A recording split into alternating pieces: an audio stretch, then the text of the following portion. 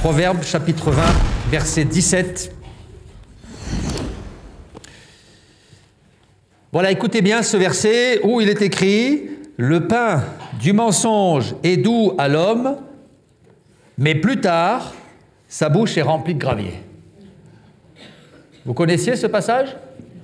C'est intéressant, n'est-ce pas? Alors on va le relire pour bien s'imprégner de ce message. « Le pain du mensonge est doux à l'homme, mais plus tard, sa bouche est remplie de gravier. »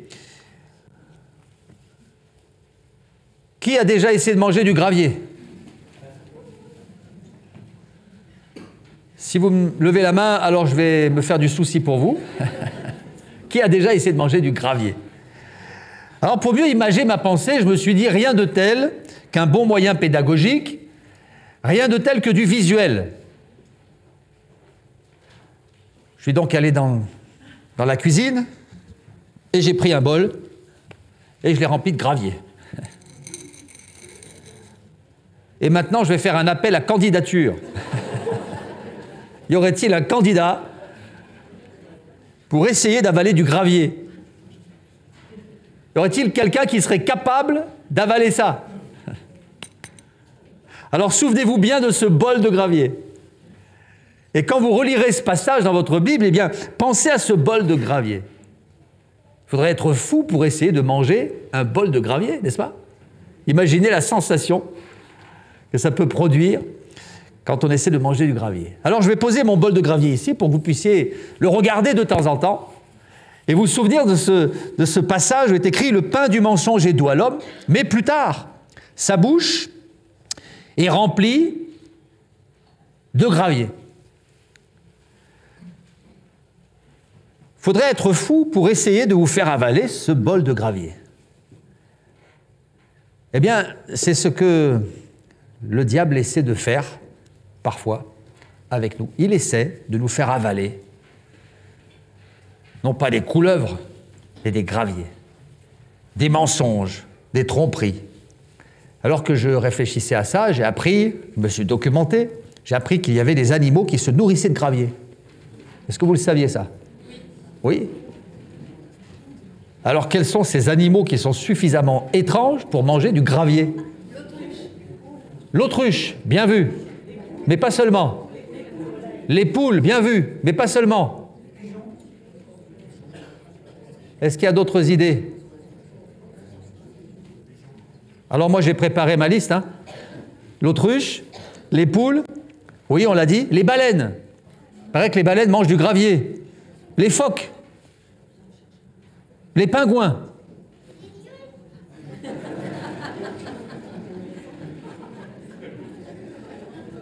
Et les crocodiles.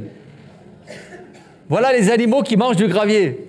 Les poules, les crocodiles, les pingouins, les baleines mangent du gravier. Et on appelle ces animaux des gastrolites. C'est-à-dire qu'ils se nourrissent de gravier. Il semblerait que les graviers aident le système digestif de ces animaux à broyer les aliments, à mieux les digérer. Bref, le problème, c'est qu'on n'est pas des crocodiles, nous. Alors n'essayez pas de manger du gravier. N'essayez pas d'avaler ces choses que l'ennemi essaie de vous faire avaler. Ces mensonges de l'ennemi. Le pain du mensonge est doux à l'homme et plus tard, sa bouche est remplie de gravier. Alors on va parler du mensonge. Le titre de mon message ce matin, c'est « Mensonge et vérité ». Mensonges et vérité. On va commencer par parler des mensonges, et notamment les mensonges du diable. Vous savez que le diable va essayer, comme je le disais, de nous faire avaler toutes sortes de mensonges, et parfois ça va marcher. Quels sont ces mensonges que le Seigneur essaie de nous faire avaler parfois? Bien, le Seigneur va venir, le diable va venir discrètement vous susurrer à l'oreille quelques paroles bien présentées. Il va vous dire parfois, et peut-être que tu as entendu ces paroles du diable, mais le péché, c'est pas grave. Le péché, c'est inoffensif. Voilà un mensonge du diable. Ou parfois, il va dire le contraire. Il va te dire, mais tu es allé trop loin, tu as trop péché, Dieu veut plus de toi, tu es tombé trop bas, tu as déplu au Seigneur, il t'a rejeté.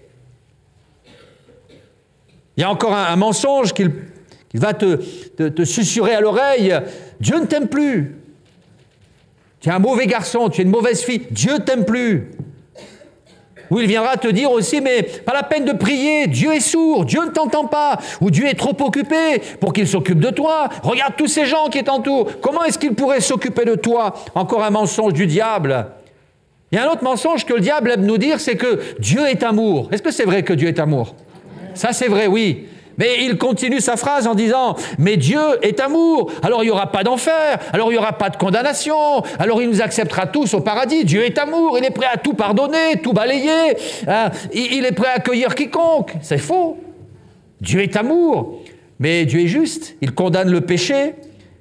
Et puis, il y a un autre mensonge que le diable essaie de nous faire avaler, c'est ce mensonge que beaucoup croient. Tu pourras t'arranger avec Dieu après la mort.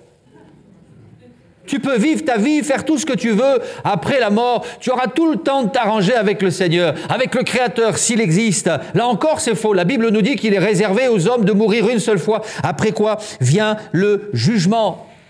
Alors il viendra nous dire, mais tu as le temps, tu es encore jeune, tu as le temps, tu as la vie devant toi. Pas la peine de te tourner vers le Seigneur. Qui sait si on a le temps? Peut-être qu'on n'aura pas le temps. Peut-être qu'on n'aura plus le temps. Un autre mensonge, c'est après la mort, c'est le néant. Alors profites-en pendant que tu es vivant, parce qu'après la mort, il n'y aura plus rien. Sauf que la Bible nous annonce qu'après la mort, il y a une existence. Après la mort, il y a le jugement, l'enfer ou le paradis. Après la mort, les choses continuent.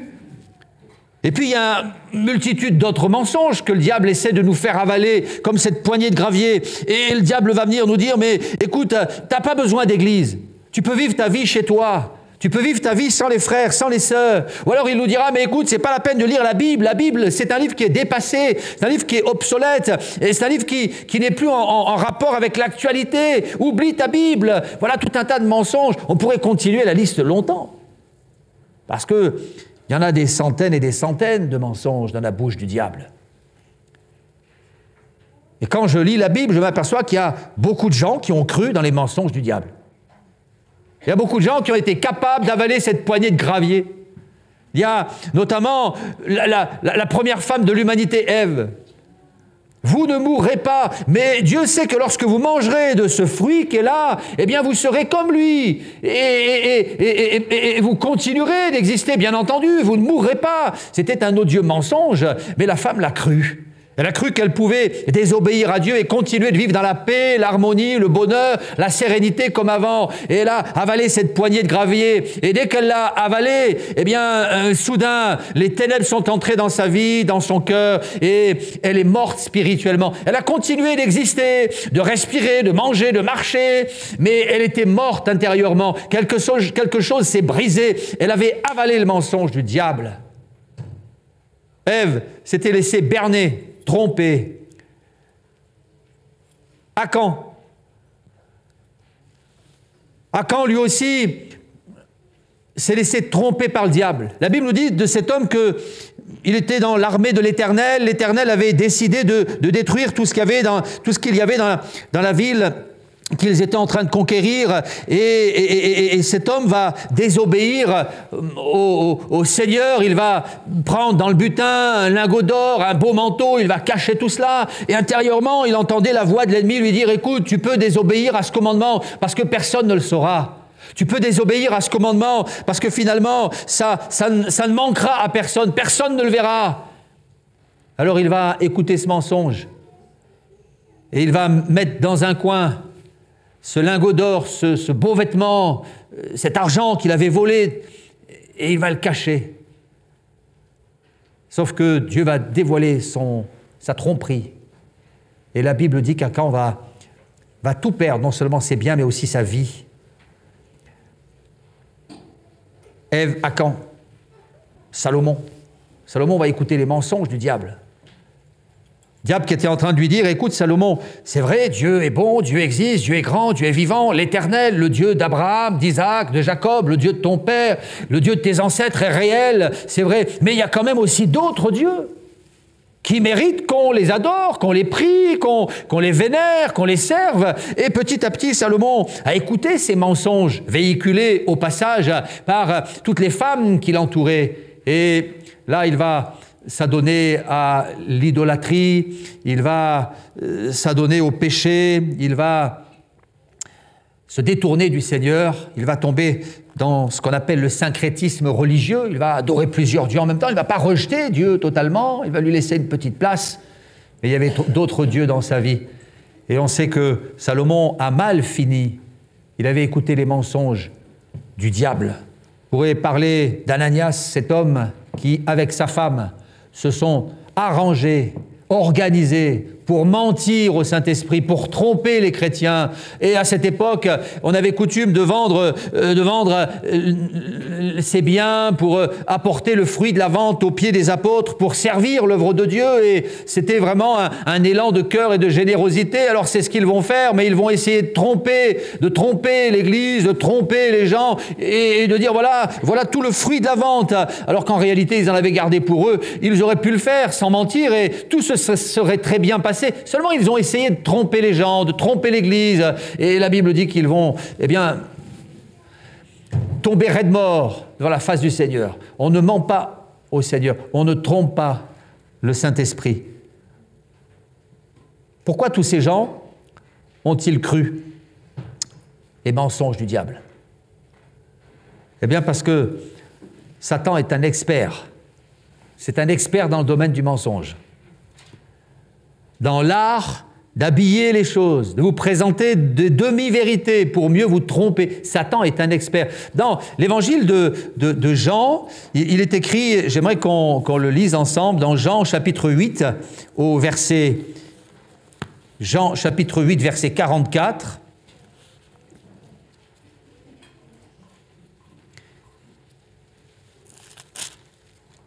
Vous avez pour père le diable et vous voulez accomplir les désirs de votre père. Il a été meurtrier dès le commencement et il ne se tient pas dans la vérité parce qu'il n'y a pas de vérité en lui. Lorsqu'il profère le mensonge, il parle de son propre fond car il est menteur et le père du mensonge. Et moi, parce que je vous dis la vérité, vous ne me croyez pas. Je vous dis la vérité et vous ne me croyez pas. C'est surprenant comme parfois on a la capacité de croire des mensonges énormes et de refuser de croire des choses qui sont évidentes. Et le diable, lui, a la capacité de faire croire à ce monde des choses qui sont vraiment énormes, qui sont incroyables, et pourtant, les gens le croient, parce que c'est le père du mensonge. Il a été meurtrier dès le commencement, il ne se tient pas dans la vérité, il n'y a pas de vérité en lui, il parle de son propre fond lorsqu'il profère le mensonge, il est le père du mensonge. C'est un expert dans le domaine de la tromperie, comme je le disais tout à l'heure, un expert dans le domaine du mensonge. Et c'est pour cela que certains le croient, sans difficulté. Il est menteur, dit la Bible. Le mot menteur vient du mot psestes. Psestes, c'est le menteur, c'est celui qui casse la foi, c'est celui qui est faux. Il est faux. Vous avez déjà rencontré des gens qui sont faux? Ils vous disent quelque chose, et pendant que vous les écoutez, vous avez vraiment le sentiment qu'ils pensent exactement le contraire. Ils vous disent quelque chose, mais pendant que vous les entendez, pendant que vous les écoutez, il y a cette voix intérieure qui vous dit « mais attention, parce que ce garçon est faux ». Vous avez déjà rencontré des gens qui sont faux. Alors il faut se méfier des gens qui sont faux. Satan, c'est un être qui est faux. Psestes, c'est le menteur, c'est celui qui est faux. Ça vient d'un autre mot grec, c'est le pseudomaï. Pseudomaï, c'est tromper. Ça a donné le mot pseudo, un pseudo. Et quand vous allez sur Internet, on vous dit voilà, mettez un pseudo, ça veut dire que vous mettez un faux nom et vous trompez la personne. C'est pas vous. C'est vous, mais c'est pas vous. Eh bien voilà ce que fait le diable. Il utilise un pseudo. Il se fait appeler l'ange de lumière. Paul dira aux chrétiens de Corinthe, attention parce que Satan se déguise en ange de lumière. Il avance un visage masqué. Et il va vous tromper, vous berner, vous rouler dans la farine, comme on dit, vous inonder de mensonges absolument incroyables, mais tellement bien présentés. C'est ce qui s'est passé pour ces gens, Ève, Judas, Akan, Salomon, Ananias. Ce que je remarque quand je lis la Bible, c'est que quand on tombe sous son influence, il va nous inciter à vivre à notre tour dans le mensonge. On va être comme emprisonné par le mensonge. Quand on croit ces mensonges et quand on se laisse emporter par l'ennemi dans ce flot de mensonges, comme l'ont fait ces gens-là, eh bien à notre tour, on est comme infecté, oui, contaminé, cherchez mon mot, par le virus du mensonge. Et on remarque que beaucoup de ceux qui ont cru les mensonges du diable sont devenus à leur tour des menteurs. Comme pour dissimuler, comme pour masquer la vérité, comme pour masquer ce qu'ils étaient réellement. J'ai parlé rapidement de Ève, de Akan, de Salomon, d'Ananias, et puis de Judas aussi. Un jour, Judas a cru les mensonges du diable, et il est devenu à son tour un menteur, un odieux menteur. Et il est tombé dans le péché. Quel était le péché de Judas? Quelqu'un le sait? L'argent. Il volait dans la caisse. Voilà quel était le péché de Judas. Il y a un passage dans l'évangile de Jean, au chapitre 12. Écoutez ou lisez avec moi ce texte. Je vous laisse le temps de le trouver dans votre Bible. Jean, chapitre 12, et le verset 4. Jean, chapitre 12, verset 4. Un de ses disciples, Judas Iscario, fils de Simon, celui qui devait le livrer, dit « Pourquoi n'a-t-on pas vendu ce parfum 300 deniers pour les donner aux pauvres ?» Il disait cela, non qu'il se mettait en peine des pauvres, mais parce qu'il était voleur. Et que, tenant la bourse, il prenait ce qu'on y mettait.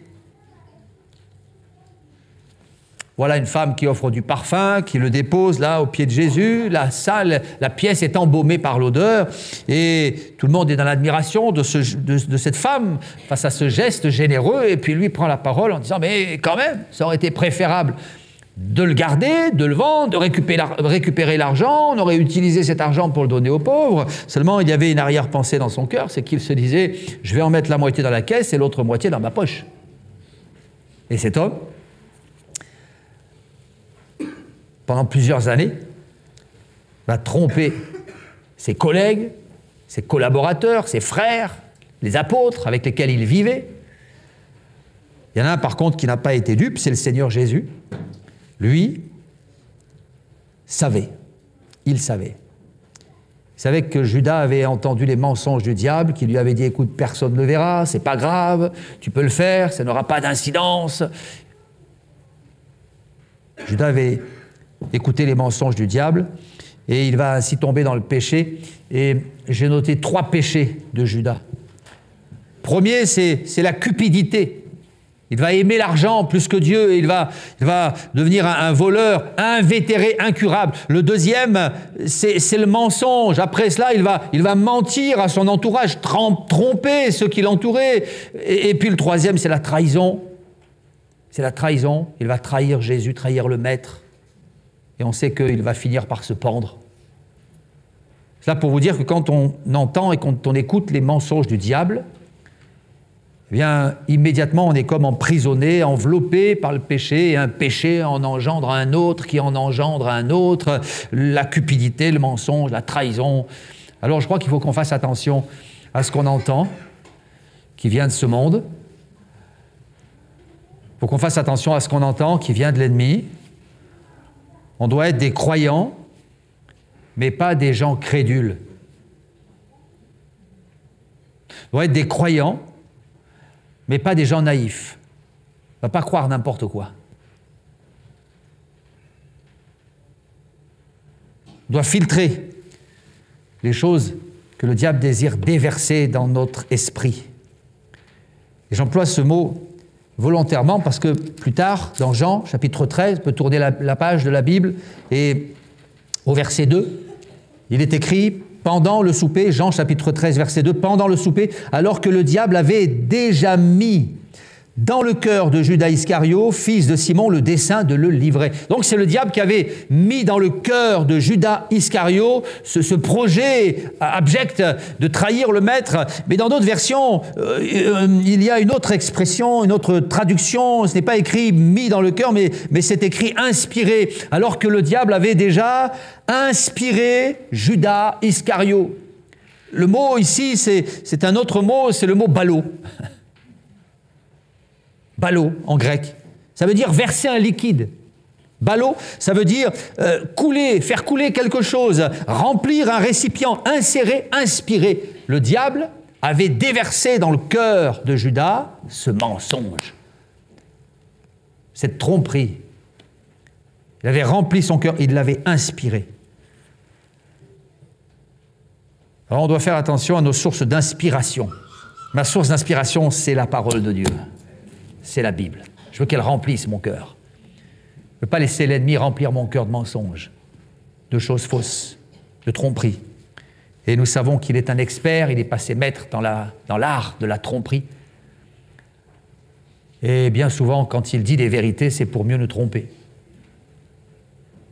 Alors souvenez-vous de ce passage. Le pain du mensonge est doux à l'homme, mais plus tard, sa bouche est remplie de gravier.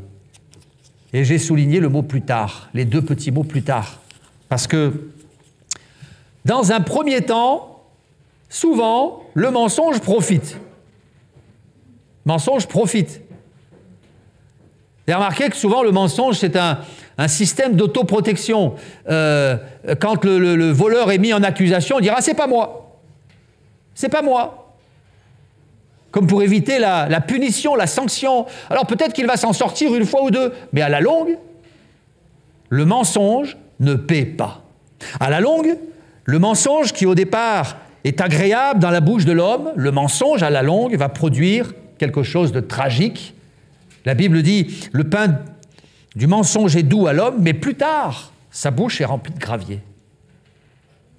À la longue, le mensonge ne paie pas, il détruit tout.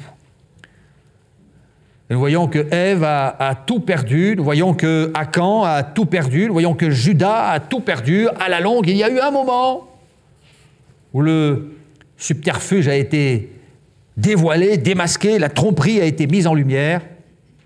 Et on doit considérer la fin de ces gens. De ces gens qui ont vécu dans le mensonge. Ils ont mal fini. D'ailleurs, la Bible dit dans l'Apocalypse au chapitre 21, pour parler des menteurs, et ce qui est intéressant dans ce passage, je le relisais ce matin, c'est que quand Dieu parle des menteurs, il insère les menteurs dans une liste d'autres péchés qui sont vraiment abjects. Dans Apocalypse 21, le verset 8, Dieu déclare pour les lâches, les incrédules, les abominables, les meurtriers, les débauchés, les magiciens, les idolâtres et tous les menteurs, leur part sera dans l'étang ardent de feu et de soufre qui est la seconde mort. Alors, vous savez, nous, dans notre code moral, dans nos valeurs morales, eh bien, on établit une graduation dans le domaine du péché. Et on a raison. Mais dans ce passage, il y a quand même quelque chose d'étonnant. Il est question des meurtriers, des magiciens, des débauchés et puis des menteurs. Et en réalité, on s'aperçoit que le péché nous amène forcément à la mort éternelle. Et Dieu va montrer du doigt les menteurs, ceux qui vivent dans la tromperie, comme pour nous mettre en garde, nous alerter. Parce que le mensonge risque de nous faire perdre notre salut si, à terme, nous refusons de nous repentir. Il y aura un moment où nous allons tout perdre. C'est ce qui s'est passé pour ces gens, pour ces hommes. Le mensonge, à terme, ne nous rendra pas service. Alors j'ai voulu parler du mensonge et puis aussi de la vérité. Mensonge et vérité. Parce que je voudrais quand même terminer sur une touche positive. La vérité, c'est qui? C'est Jésus. Jésus a dit « Je suis le chemin, la vérité, la vie ». Et s'il y a beaucoup de textes qui parlent du mensonge, il y a aussi beaucoup de textes qui parlent de la vérité. Dans l'évangile de Jean, Jésus dira « Vous connaîtrez la vérité vous affranchira, la vérité vous rendra libre. » Et sous-entendu, je suis la vérité, et si vous me connaissez, si vous me rencontrez, je vais vous libérer, vous rendre libre. Toujours dans Jean, il est question aussi de l'esprit de vérité qui est le consolateur. Quand on vit dans la vérité, l'esprit de Dieu nous console Et puis il y a aussi ce fameux texte qu'on connaît dans Éphésiens 6, où il est question de l'armure, du revêtement du soldat, le casque du salut, l'épée de la parole, la cuirasse de la justice, et il est écrit qu'on doit avoir la vérité pour ceinture. La vérité pour ceinture. Alors, ça fait partie de cette panoplie du croyant. Il faut qu'on ait une bonne ceinture. Alors, quand il est question de la ceinture, ici, ce n'est pas la ceinture pour tenir le pantalon. Hein. C'est pas ça. À cette époque, on mettait une large ceinture autour des reins pour se ceindre les reins, pour être plus fort. Quand Jésus dit que vos reins soient sains, c'est-à-dire ayez cette ceinture, soyez forts dans les temps de la fin, la ceinture de la vérité. Les soldats de l'époque eh bien, se mettaient une ceinture avant de partir au combat, une large ceinture pour se tenir les reins. Aujourd'hui, on voit aussi les haltérophiles qui mettent une large ceinture avant de soulever du poids. La vérité nous rend forts.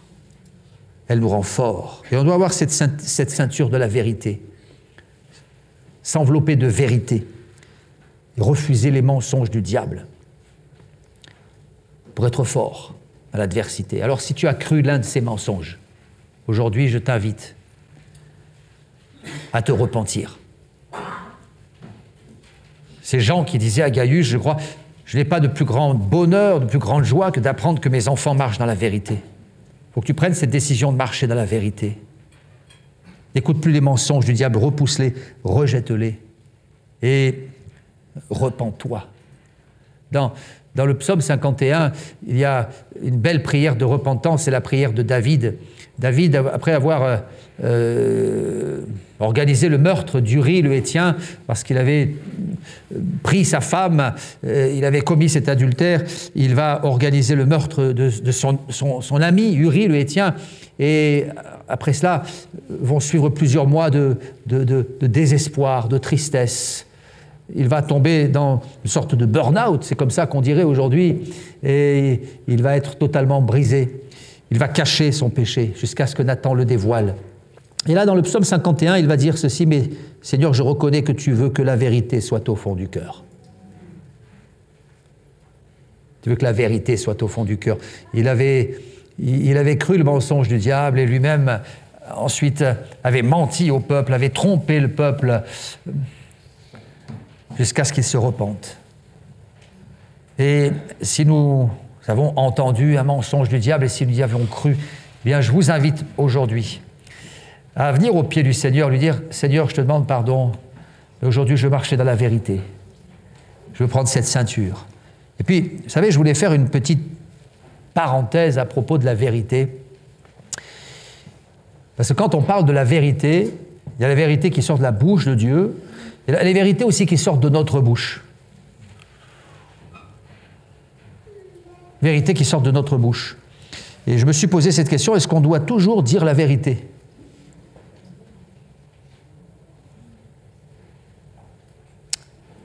C'est pas un piège, hein ?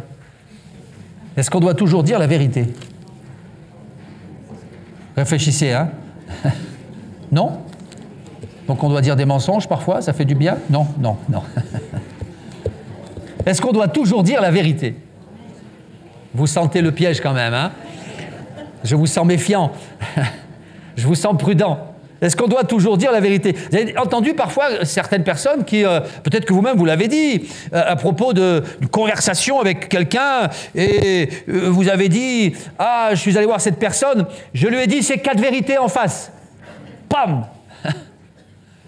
Ça m'a fait du bien. C'est vrai, ça fait du bien parfois. Hein ?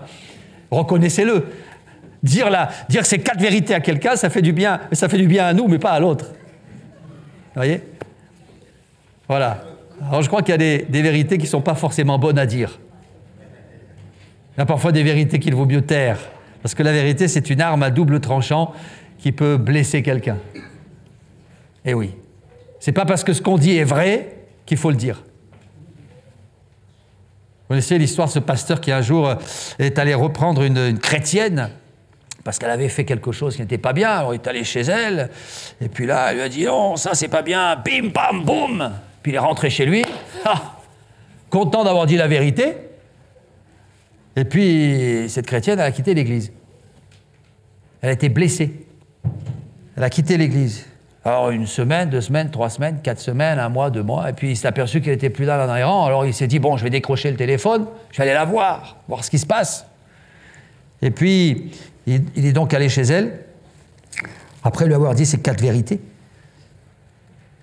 Et puis, il a parlé avec elle, et puis cette femme, elle a regardé ce pasteur, elle a dit, écoutez, quand vous êtes venu me voir, vous m'avez parlé, j'étais vraiment blessé par ce que vous m'avez dit. Je reconnais que c'était vrai, mais j'étais blessé. Et cette femme, elle s'appelait Madame Cassé. Elle a dit à son pasteur, vous m'avez cassé. Vous m'avez cassé. Le pasteur, ce jour-là, c'est lui qui a été cassé. Parce qu'il s'est dit, mais mince. Alors c'est vrai que parfois il y a des vérités qui sont vraies, c'est la vraie vérité, la vérité vraie, mais ça peut casser quelqu'un. Alors la vérité, c'est une arme qu'il faut manier avec beaucoup de prudence, beaucoup d'amour, beaucoup de sagesse. Parfois il faut dire la vérité. Il y a des gens qui ont besoin d'entendre la vérité, sans détour. Mais je crois qu'il y a le temps, il y a le moment, il y a la manière, que Dieu nous aide aussi à manier cette arme avec prudence. Dieu, c'est un Dieu de vérité. Que Dieu nous aide à marcher dans la vérité et à rechercher la vérité en tout temps. Je terminerai simplement en vous invitant à baisser vos têtes. Peut-être qu'on pourrait avoir un temps de prière et dire, Seigneur, voilà, aide-nous à faire la différence entre les mensonges et la vérité, entre ce que le diable nous dit, entre ce qui vient de ce monde et qui est destructeur pour nos vies. Aide-nous, Seigneur, à avoir ce bon discernement. Et pour ceux qui peut-être ont accepté un mensonge dans leur vie, je vous invite ce matin à venir vers le Dieu de vérité, avoir un instant de vérité avec lui, dire Seigneur, pardonne-moi, pardonne-moi. Je veux désormais marcher dans la vérité et ne plus croire toutes ces paroles qui sortent de la bouche du diable. Seigneur, merci parce que tu es le chemin, la vérité, la vie. Et ce matin, nous te demandons de nous aider à marcher dans la vérité. Si souvent le diable a essayé de nous tromper, si souvent nous avons entendu ces mensonges qu'il nous a murmurés à l'oreille, aide-nous, Seigneur, à fermer nos oreilles à tous ces mensonges qui viennent du monde aussi. Et permets-nous de marcher dans la vérité, afin que nous soyons toujours libres, affranchis par ta vérité. Amen.